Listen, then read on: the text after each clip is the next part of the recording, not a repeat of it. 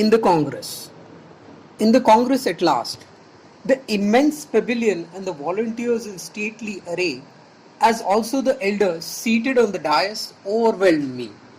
I wonder where I should be in that vast assemblage. The presidential address was a book by itself. To read it from cover to cover was out of the question. Only a few passages were therefore read. After this came the election of the subjects committee. Gokhale took me to the committee meetings.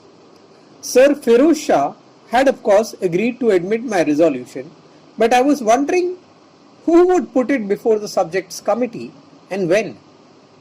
For there were lengthy speeches to every resolution, all in English to boot, and every resolution had some well-known leader to back it.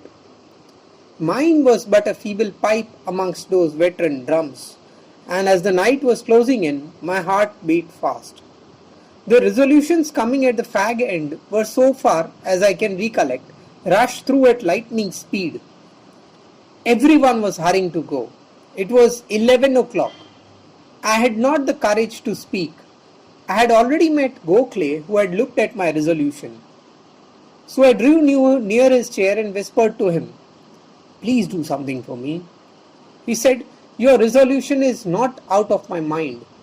You see the way they are rushing through the resolutions, but I will not allow yours to be passed over." "So we have done, sir," said Firoz Shah Mehta. No, there's still the resolution on South Africa. Mr. Gandhi has been waiting long," cried out Gokhale. "Have you seen the resolution?"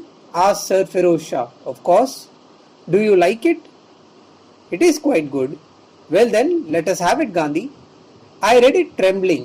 Gokhale supported it. "Unanimously passed," cried out everyone. "You will have 5 minutes to speak on it, Gandhi," said Mr. Vacha. The procedure was far from pleasing to me. No one had troubled to understand the resolution. Everyone was in a hurry to go. And because Gokhale had seen the resolution, it was not thought necessary for the rest to see it to understand it. The morning found me worrying about my speech. What was I to say in 5 minutes? I had prepared myself fairly well, but the words would not come out of me. I had decided not to read my speech but to speak extempore. But the faculty for speaking that I had acquired in South Africa seemed to have left me for the moment. As soon as it was my time for my resolution, Mr. Vacha called out my name. I stood up. My head was reeling. I read the resolution somehow. Someone had printed and distributed amongst the delegates copies of a poem he had written in praise of foreign emigration. I read the poem and referred to the grievances of the settlers in South Africa. Just at this moment, Mr. Vacha rang the bell. I was sure I had not yet spoken for 5 minutes. I did not know that the bell was rung in order to warn me to finish in 2 more minutes. I had heard others speak for half an hour or 3/4 for an hour, and yet no bell was rung for them. I felt hurt and sat down as soon as the bell was rung. But my childlike intellect thought then that the poem contained an answer to Sir Firoz Shah. There was no question about the passing of the resolution.